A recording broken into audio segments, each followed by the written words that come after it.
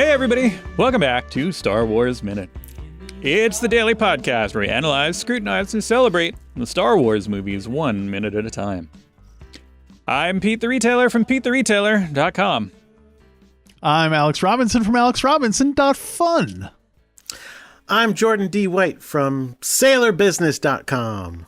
Hey, how's your sailor business? It's going pretty good. We're almost done. We're almost done with 200 episodes of the show. Nice. Wow.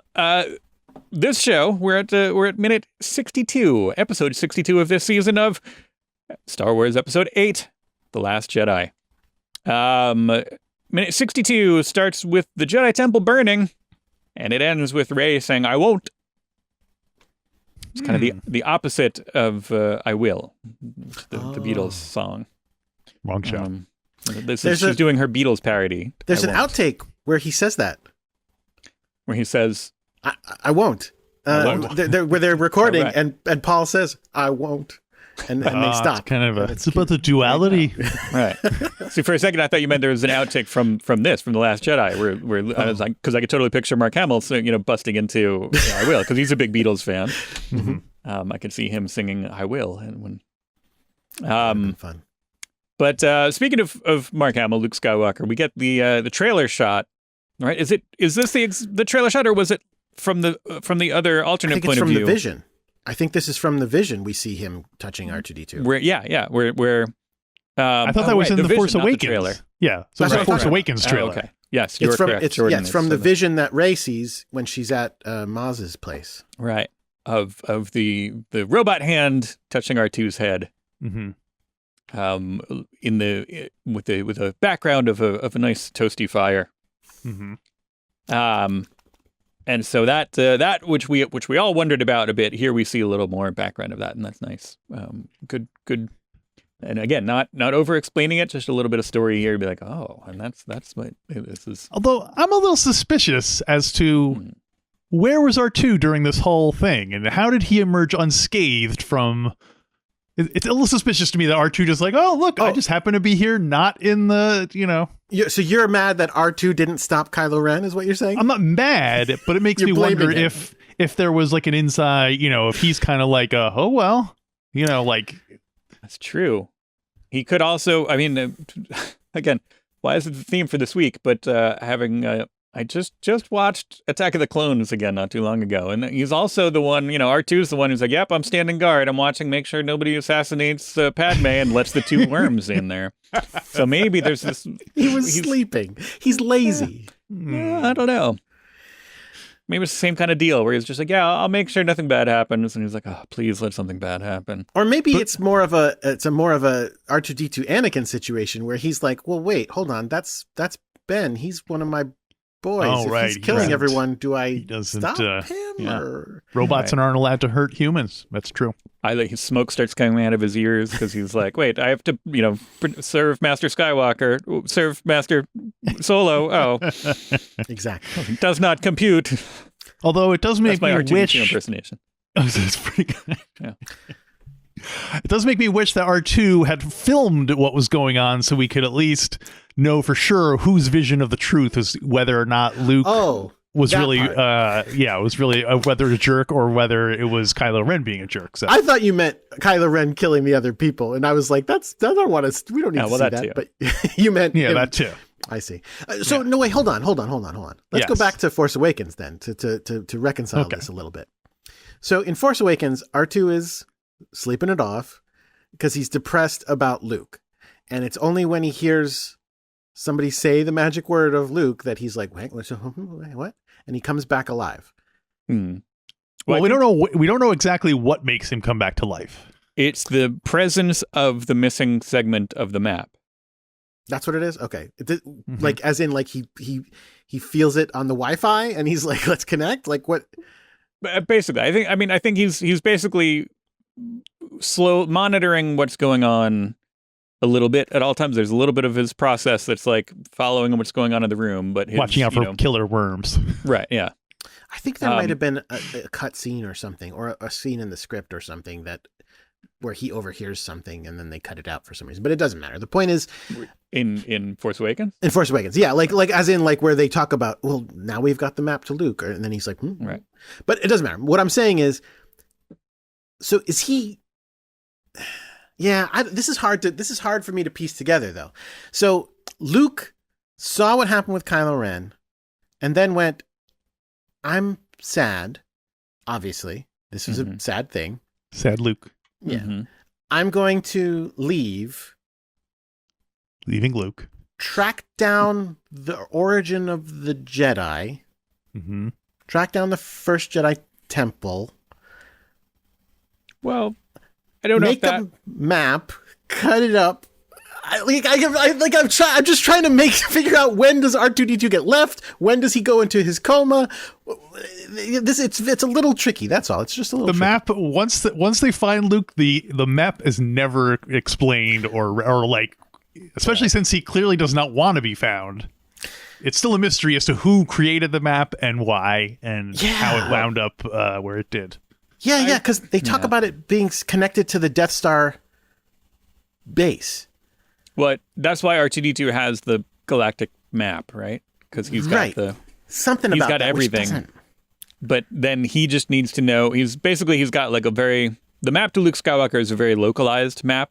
You know what I mean? It's almost like a treasure map. If you just drew like, okay, then you go through here, make a left, and squiggle around, and here's an X. That's the Rishi maze. But if you don't know, if you don't have a context for that, if you just have like a treasure map and you're saying like, yep, somewhere on the world is this treasure map. See these two palms that cross in an X? Like, go out there, and you would have to be like, I don't know where this is, and you could look around all the different. But then once that map kind of is given context, then R2-D2 can basically be like, oh, okay, like I have everything. Let me match up this map with the Isn't that the data opposite, that I though? have. Isn't that the opposite of that? Like, I wish that was the truth, because that makes so much more sense. if BB-8, the map that Lor San Tekka gave BB-8 was a small piece of a map, and they were like, but we don't know where that is. We don't know where to put that in the galaxy. That would make sense. But it's the opposite, isn't it? It's a giant map with a hole in the middle, and R2-D2 comes along and goes, I've got the missing piece. Bloop. And no, R2 has the big map. Are you sure? Yeah. Okay, then I'm wrong. Good. Good. If in order for what I just said to make sense, yes, that's the way it has to work. So I'm going to back that, but I don't know. I could easily be told that that's wrong because I don't pay attention. I mean, either way, the fact, again, going back to my theme, all Star Wars is dumb. I love The Force Awakens. It's literally my number 2 Star Wars movie. So I love it, even though I'm about to say something and it is dumb. They're all dumb. The fact that even if you're right and R2-D2's big map is the big map, it shouldn't have a hole in the middle. It should just be a map, and they should be able to go, hang on, this matches with that. Boop, and they overlap, and you go, that's where we're going. Like R2's map doesn't have a line in it, but R2's map does. If R2's is the big map, it still has a line in it going, he goes like this, and he goes to this where there is nothing.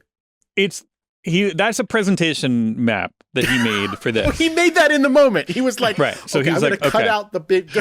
Right. He has a sense of drama. He wants to make it more interesting for people. He's like, the humans are dumb. They're just going to keep asking questions unless I literally paint a line to it. So humor. I think that's a presentation map being, so like he's matched up where that treasure map goes. So it's like he like took a map of the world and cut out a little square where the treasure map would fit in. Okay. For my metaphor here. I'll take it. All right. Well, continuing on something we discussed yesterday, Luke explains to Rey that he vanished with a handful of my students. How many students could? So I'm assuming that Grogu's in there because he could fit in your hand. Well, that's what I was going to say. Is that a sign? A handful of my students. Was Grogu the only one he took? Oh, so that's one student is a handful. Why is he a handful? Here you have a miniseries that answers this. But if I remember correctly, the handful of students that also vanish with him are not, as that line would suggest, other students that he turned to the dark side. They are other students who also vanished in that time because they were trying to stop and or kill him and ended up being killed in by various other means over the course of. They are not the Knights of Ren. No, the Knights of Ren. Kind of surprisingly, honestly, I wish we had more Knights of Ren, but the Knights of Ren were sort of like here's the thing the other thing that was kind of disappointing to me. The Knights of Ren are not even Force guys. They're just guys who are bad. Mm-hmm. They're like bad dudes that Snoke like took Kylo Ren. Again, I'm going to get this wrong. Snoke like took Kylo Ren to meet them, and they were like a bunch of tough dudes, and they are bad. And he was like, "Whoa, these guys are bad." And then like much later, when this all happens, he goes and meets them, and like the leader, George Ren, I don't remember his name, like is like being a jerk to him, and he's like, "Rah." And then over the course of it, that guy's doing bad things, and then again, Kylo Ren's like tipping point thing is he kills George Ren, who is evil and deserves it. But then he's like, now I'm the leader of the bad guy gang because I'm bad. I killed him. You see? Uh-huh. So it's sort of like is he really bad? Well, he killed a bad guy. And he's saying he's bad, but he's not that bad. He's not. He's the Stalin of the Star Wars universe. He's not the Hitler of the Star Wars universe. No, I don't even know if he's that. I'm glad that I didn't know that about the Knights of Ren, because much like the Clone Wars, I think these things are best left unsolved and are best kind of like, oh, wow, that sounds so cool. I'm going to fill up my head canon with all sorts of crazy stories about the Knights of Ren, and then just to find out that they're like a bad biker gang or something. No, thank you. So I'm glad that the Knights of Ren are never really fully. It's just the same way that we used to know Darth Vader was the Dark Lord of the Sith. Mm-hmm. But we're never told what the Sith was in the original trilogy. So, right. Yeah. What disappointment that turned out to be. I mean, it's better than Knights of Ren. I mean, I'm especially disappointed because, I don't mean to be disappointed in things, but I'm not a huge fan of Rise of Skywalker. There are good things in it that are super fun, and I love the characters so much that I'll watch it probably a zillion more times before I die. But there are definitely things in it I'm not a fan of. And right before you die, you have to say, the Knights of Ren do come back in that, don't they? They do. That's what I was going to say. They bring them back. Totally forgot about to be just super generic. They bring them back to just be thugs. Right. Yeah. Like I don't think they have any lines. I mean, again, they fight. They get into fights, but they're just like angrier stormtroopers, basically, like badder looking stormtroopers. So. I like the idea that the Knights of Ren wind up becoming the Praetorian Guard who we see in this movie. The Red That's not true. No, but that was a lot of speculation as that those the Knights of Ren now repurposed as the Praetorian Guard, which at least is kind of like, all right, that at least is some sense of closure. But that would have been fun. What if they that again, skipping ahead, spoilers for something that happens later in this film, but when there's that kind of moment as that fight is reaching its climax, where Kylo zaps the guy in the face. Mm-hmm. What if he did that and his helmet came off and that was another Kylo Ren? It was like the Knights of Ren were all clones from the same project, and they all so he hits him in the face with the lightsaber. The helmet rolls off the Praetorian Guard, and it's another Kylo Ren. They're like, what? Wow, and Knights of Ren. It sounds like Ben. Right. Exactly. It's like Ben, Jen, Zen. They're all so he's not even the original. Kylo is a clone, because if otherwise he would be Kylo Ben. Well, that would be the maybe. Oh wow! Oh, this is fun. This is a good alternate. Be a kettle of worms, all right. Yeah. But instead, it seems like instead it does seem like they are kind of, as you said, a biker gang, and he's the only one. Please, I hope I'm not wrong. Maybe I'm wrong about all this. I don't think they have any force powers at all. I think they're just bad dudes. And he takes his name because he takes over this group of bad dudes. And it is sort of like, I thought Knights of Ren was like another dark force thing. But I guess they didn't want to go that route because they brought Palpatine back. So it is sort of like, oh no, that dark force stuff that's going on, that's all still Sith. Don't worry about it. Right. It's still Sith. Kylo Ren doesn't know he's a Sith, but he's a Sith. I just realized I was a Sith all along. One thing I thought was interesting was the robes we see Luke wearing in this flashback are the same robes, or the same at least design. I don't know, maybe they're not the exact same robes, but that he wears when he welcomes Rey to the island. That is a a contradiction that I did not spot when I watched this movie. I like this movie so much. Like, I enjoy the heck out of this movie. And again, there are a ton of people who don't. Well, no, that's it. Yeah. Okay. But I will say there are a ton of people who don't. And every once in a while, people who are smart people who I like will point out something really dumb about this movie. There's another one coming up a minute or two from now that I'll bring up. Another dumb They'll person. bring up something about this. What? Another person that you doesn't like the movie that, I don't know. Yeah, there's another person who doesn't like the movie about coming up in a couple of minutes. No, there's another person another scene that has a big dumb thing that I was like, oh. I didn't notice any of the dumb things about the movie because I was just into it. I was just going, this is a blast. Yeah. And the Luke clothing thing is one that when it was pointed out to me, I was like, oh yeah, that doesn't make any sense. Well, why doesn't it make sense? Because he's dressed like a Jedi at the end of Force Awakens, and aka the beginning of this movie, even though he is literally going, no, being a Jedi sucks. I'm not connected to the Force. I don't do Jedi stuff anymore. Here's what I wear. Muddy gray clothes that aren't very Jedi-like. But apparently on that day, I think in the adaptation to this movie that we did, Gary Whitta, who wrote Rogue One, wrote the comic adaptation. And I think he did like a little no prizey thing where it's like, I don't know why I dressed in my Jedi robes today, but I just felt like I just felt the need to, and he does. And it, again, I don't know how much sense it makes, but there you are. In the last Jedi visual dictionary here, they say that he puts it on specifically as like a ceremonial. This is the end of this is my last function as a Jedi this is the closure of the Jedi. So I'm going to put on my formal ceremonial robes. That's kind of what they're trying to make it sound like. This is the last time he's going to wear them. But for what? Based on what? Yeah.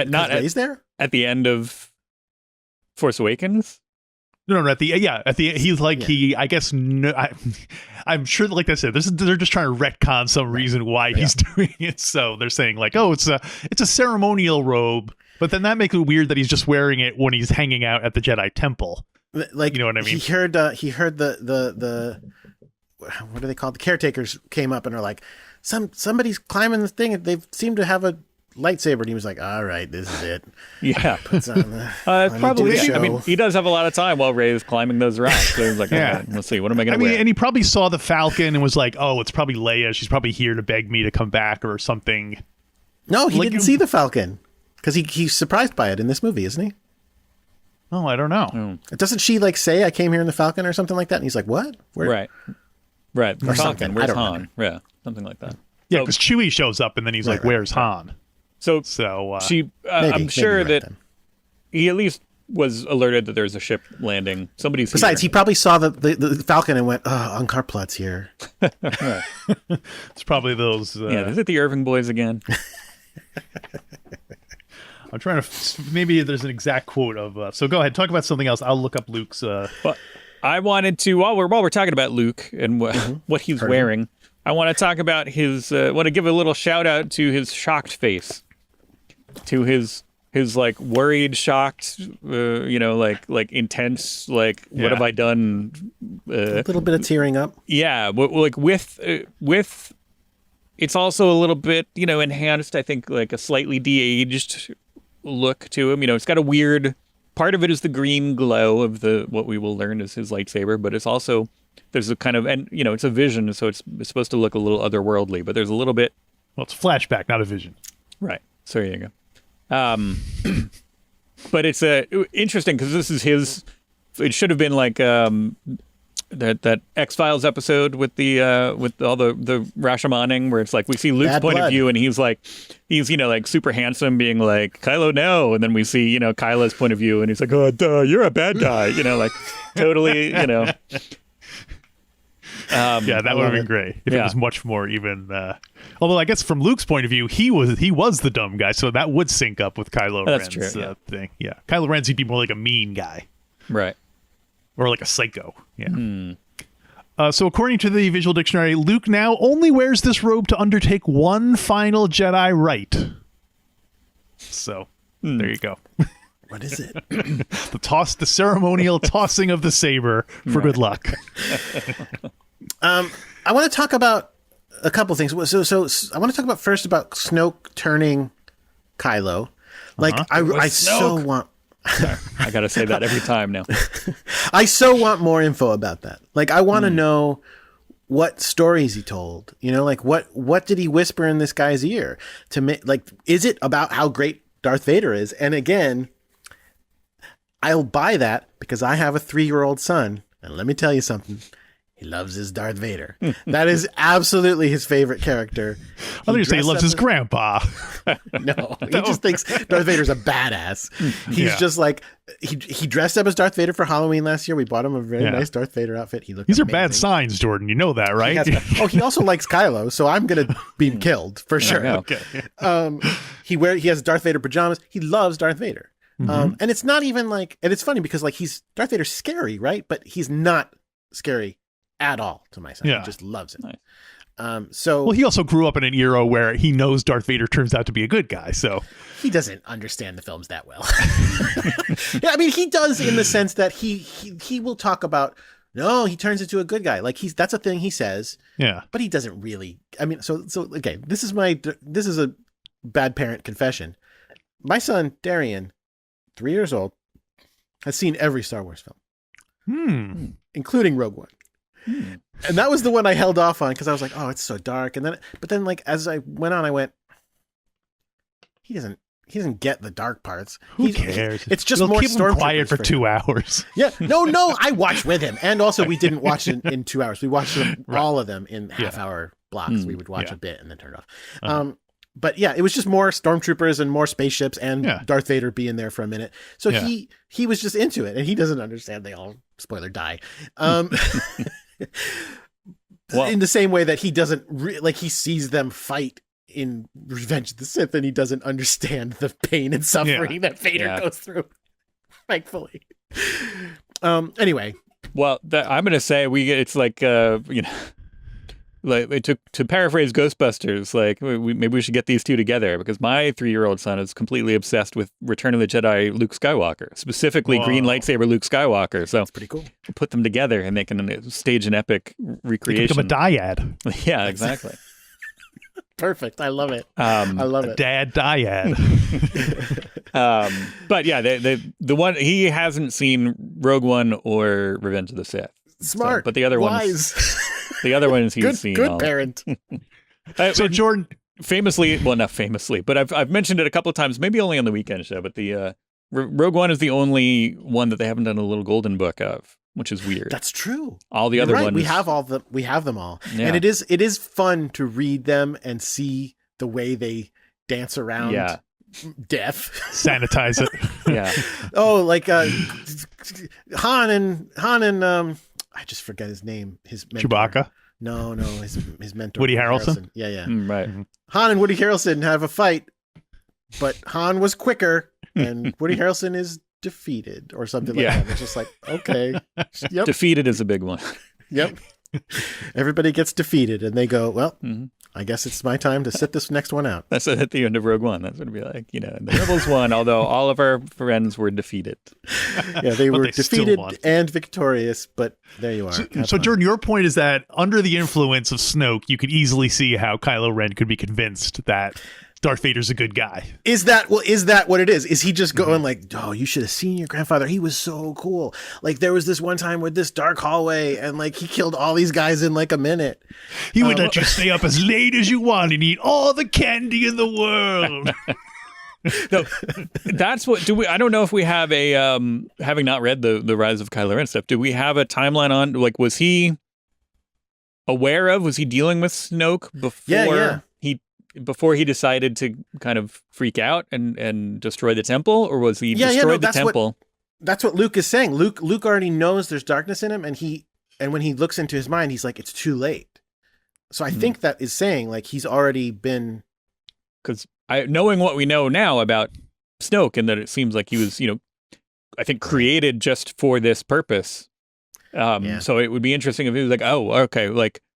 All right, Ben Solo's going bad. Give me let's make one that's just totally, he's a little bit cutting with his wit, and he's a little bit, let's have him kind of neg him a little bit and be like, oh, you're Darth Vader was awesome. You're well, probably won't be as cool as Darth Vader, but hey, I could teach you a lot, and maybe, you know.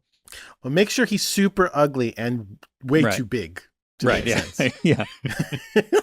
Because imagine Ben is like, oh man, Luke, you're so lame. You're like relatively good looking and normal sized. If only you were bigger and uglier, then I would think you were cool and listen to you. And they're like, oh, great. It would have been, I hope now they can retcon it in that, in addition to Snoke, Palpatine had all sorts of like his first grade teacher was actually a plant from Palpatine. And his nursery school friends were all Palpatine, you know, were all the Palpatine other Jedi plants. Students were all exactly. Yeah. We're going to find out Grogu was actually created by Palpatine this whole time. Although I do like that too, of being like, Snoke wasn't done yet. That's why he's kind of weird looking and all, like, but like Luke Skywalker kind of like freaking out and causing Ben to turn prematurely. They're like, oh, whoa, get the Snoke out. Come on. I know he's not done yet. Yeah. I think again, I'm not remembering this right. I have it. I could go get my trade paperback of it. I think that it was something like, I think him and Snoke are together before the freakout, like physically in the same place at some point. He was cheating on Luke with Snoke. Yeah, exactly. Together before the freakout. Are you learning from someone else? You know how teachers hate that if you learn outside of school. Yeah. The other thing, of course, this moment gold lame thread on his. Yeah. What is this? The other thing about this, so is, again, we talked yesterday about how many people were disappointed in the Luke story, in that they were disappointed that he was not heroic at this moment. But here's the thing. The reason I think they're 100% wrong, yes, their opinion is wrong, is because this is the classic thing. He is at his lowest point now so that he can rise up by the end and be the most heroic he's ever been. You guys were joking earlier, or yesterday, I should say, about how little he does at the end of Jedi, how he does not actually save the day. But in this one, he does. He does the most astounding thing we've seen any Jedi do ever. Oh, by the way, spoilers for later in the movie. I know you don't like that. He does the most astounding Jedi thing ever, and it's awesome. And he does what he's talking about in this. He becomes the legend because that's what it needs. It doesn't matter what you personally, Luke Skywalker, need or feel or are as a human being. You need to sacrifice your own human actual realness to become the myth and legend that can save the galaxy for us. And it's awesome. I am so one of the reasons I am bummed by Rise of Skywalker is because of how much I liked this movie, and the places where I think it abandoned what this movie did, I think are a bummer. And that's one of them. Like, I feel like I wish that they had taken the opportunity to allow the legend of Luke Skywalker to have been part of why they win. Even as simple as, and this is not even a huge change, and I'm going to be an editor for a minute, even as simple as when Lando comes back at the end with all the people, with a zillion people, he goes like, are you kidding me? They all heard the legend of Luke Skywalker and they were only too happy to help, or something like that. Something like that. So it just gave it that much more oomph.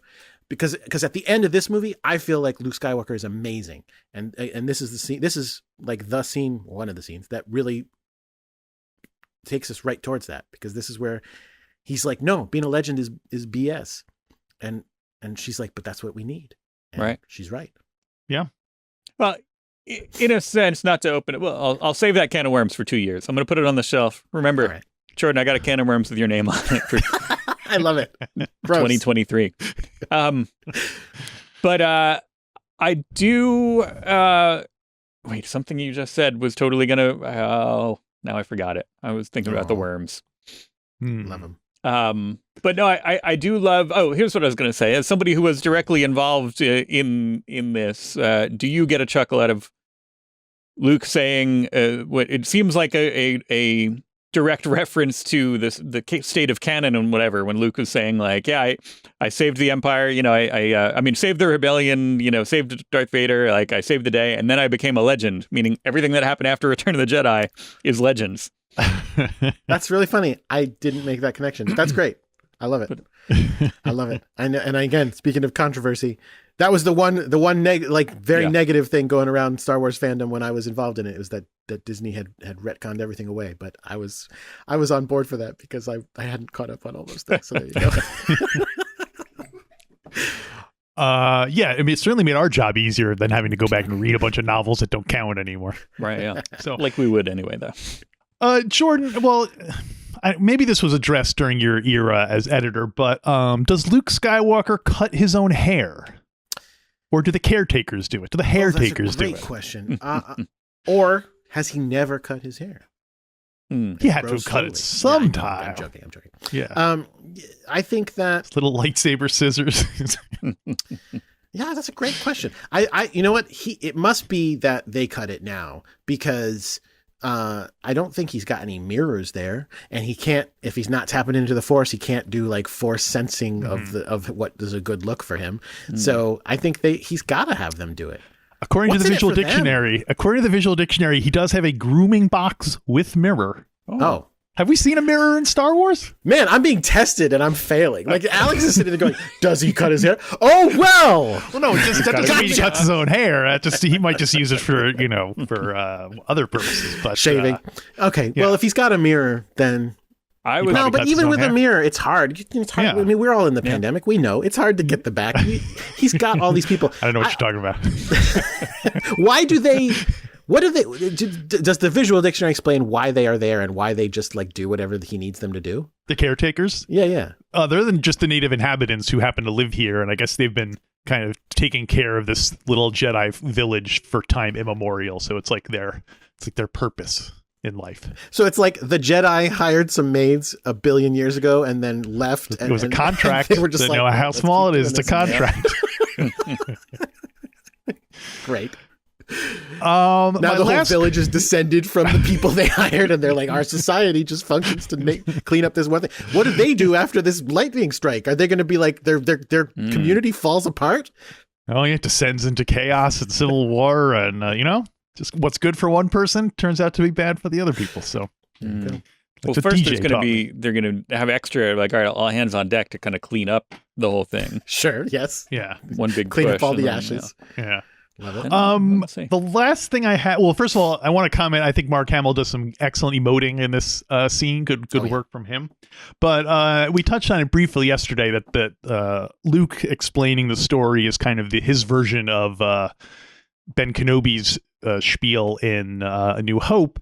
What if George Lucas had included a flashback during Ben Kenobi's thing? Would that have changed?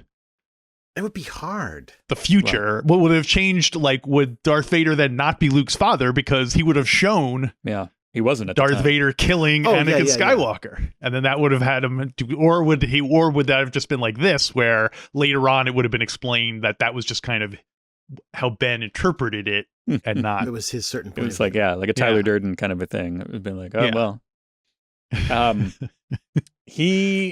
I do like that because I love the idea of then Empire kind of progressing the way that it did, where like Luke and Darth Vader are fighting, and all of a sudden like Ben, Yoda, and Anakin show up to be like, aha, and we're here to help. Oh, I thought you were gonna say Darth's like, I am your father, and Luke's like, no, I've seen a picture of you with him. Like that's not you're not. That guy's my father. It's like, hello there. Or then Vader could have said, Obi-Wan never told you, and then there would have been the flashback from his point of view showing, I guess, Obi-Wan killed, or I don't know how they would have gotten around that, but... Well, they just would have, well, I mean, if they knew, you would have done it as just a scene of like, I don't know. I was going to say of Anakin dying, except Anakin didn't die. Yeah. Well, he almost died. From a certain point of view. I mean, so you guys do clips, edit it together, make it happen. People have done that putting when in that scene of showing his memory of it, both for comedic and dramatic purposes. But the best one being the part about, well, that wasn't that part. The part about, and he told me to he wanted you to have this when you were old enough. I hate you. That was the best. But I also want to see it done. It's shot in 1977. Is what that to see how different. Who would they have had playing Anakin? Would have been like maybe Kurt Russell could have played Anakin since he didn't get the role, or William Catt could have played Anakin. Oh, there you go. Yeah, he was in Carrie. Speaking of Carrie, that's right. Oh, that's full circle. Ring theory. There you go. Well, that's all I got for minute 62. Yeah, that's good stuff. Jordan, you have anything else, or can you come back tomorrow for 63? I can come back tomorrow. Absolutely. I'm sad that I don't have any porgs because I actually like them. It's fine. It's fine. We'll see what we can do. Maybe between now and tomorrow, you can run out, and I don't know. I meant in our clips. I'm not saying I don't have any in the house. Right. I actually do have some in the house. I can go upstairs. Yeah, did you check behind the baseboards because they tend to nest, and that's yeah. Well, hey, speaking of porgs, if you want a porg in your life, let's say you want a Porgo Loco shirt designed by our former guest of the show, Joe Dater. Why not go to StarWarsMinute.com/merch, MERCH. You can get any one of a number of interesting designs featuring all kinds of stuff. You can get this season's logo where Alex and I are both porgs. I think that's still up there. They tend to take those down, but get it now while it's hot. Hot porgs. And then go there, get some stuff, come back. We'll see you tomorrow for a brand new Star Wars Minute. Star Wars Minute.